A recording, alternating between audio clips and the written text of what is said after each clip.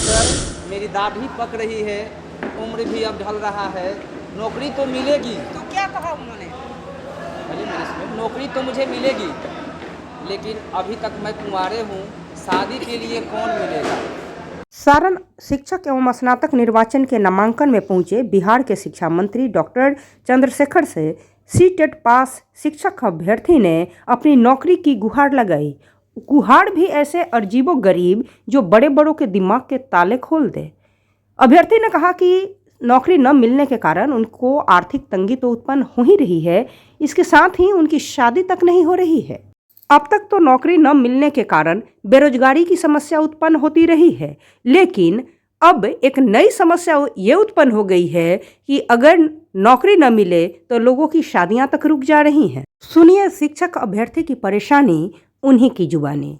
मैं पारसा विधानसभा क्षेत्र प्रतापपुर पंचायत से दिलीप कुमार, सीटेट पास उम्मीदवार, विगत 4 वर्षों से आज कल के इंतज़ार में यह दिन गिन रहा हूँ। और जहाँ भी हमारे शिक्षा मंत्री का प्रोग्राम होता है, मैं हर प्रोग्राम में जाता हूँ इसी उम्मीद से कि कब सीटेट पास अभ्यर्थियों को नौकरी मिलेगा। आज शिक्षा मंत्री से आपकी बात हुई?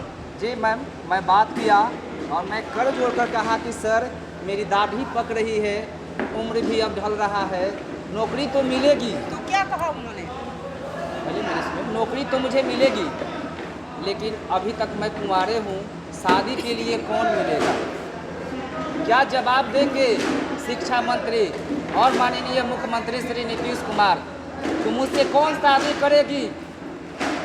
हमारे माता पिता किस उद्देश्य से मुझे पालन पोषण किए, जिस उद्देश्य से ना, यही उद्देश्य था ना कि मेरा बच्चा पढ़ लिख के नौकरी करेगा और शिक्षक बनेगा, समाज में शिक्षा का दीप जलाएगा और मेरे घर बहू आएगी, पढ़ी लिखी आएगी।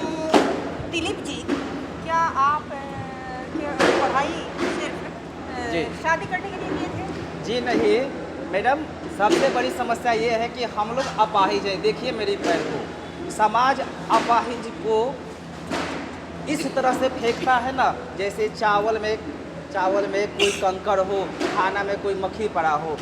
रिश्ते आते हैं, लेकिन जैसे लोग जानता है कि अपाहिज लड़का है, मुझे ठुकरा कर ऐसे जाते हैं। आपकी नौकरी हो जाए तो आपको शादी में सहूलियत होगी, ये कहना चाहते हैं? समाज में अगर रोजगार मिल जाए, मुझे अगर नौकरी हो जाए तो अच्छे रिश्ते मेरे दरवाजे पर नतमस्तक होंगे। और हमारे जहाँ तक ये रोजगार का मतलब शादी से नहीं, हमारे सामाजिक अवधारणा सो अलग है। हमारा कथन कुछ अलग था, उससे मुझे मत भटकाइए। हमारा कथन ये था कि बार बार हमारे माननीय शिक्षा मंत्री चंद्रशेखर साहब कहते हैं कि हम मोहब्बत फैलाने आए हैं, नफरत फैलाने नहीं है।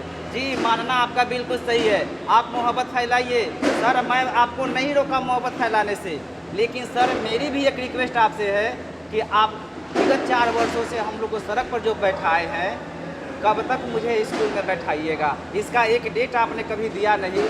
तो ये थे बिहार के एक बेरोजगार युवा दिलीप कुमार, जिनकी अपनी व्यथा थी और अपनी व्यथा को लेकर ये बिहार के शिक्षा मंत्री डॉक्टर चंद्रशेखर जी के पास पहुंचे थे और कुछ कहते हैं और अवसर था महागठबंधन के उम्मीदवार वीरेंद्र नारायण यादव का नामांकन समारोह। और इस समारोह में दिलीप कुमार यहाँ पहुँचे थे अपनी फरियाद को लेकर डॉक्टर चंद्रशेखर के पास, जो कि बिहार सरकार के शिक्षा मंत्री हैं, और उनकी व्यथा को आपने सुना।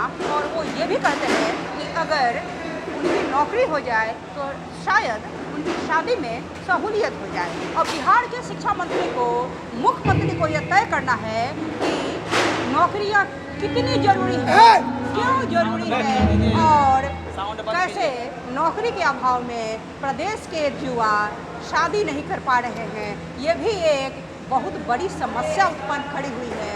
ये गाँव नहीं कहता, ये बेरोजगार युवा दिलीप कुमार का कहना है। मैं सीटेट पास 4 वर्षों से मैं पास हूँ और मेरी जो प्राप्तांक है बिहार सरकार और केंद्र सरकार दोनों में मैं पास हूँ, तो सवाल लाजमी है कि केंद्र से और राज्य से ही करूँगा, मैं किसी और से नहीं करूँगा। सवाल अपने जगह पर है कि वो उन्होंने डिग्रियां ली हैं तो उन्हें नौकरियां मिलनी चाहिए। वो कभी राज्य सरकार के पास तो कभी केंद्र सरकार के पास दौड़ नहीं लगाते रहेंगे, उनका काम ये नहीं है कि कौन सी सरकार उन्हें नौकरी देगी। राज्य सरकार जितनी जिम्मेदार है उतनी ही जिम्मेदार केंद्र सरकार भी है, और नौकरी कहीं से भी मिले उन्हें मिलनी चाहिए।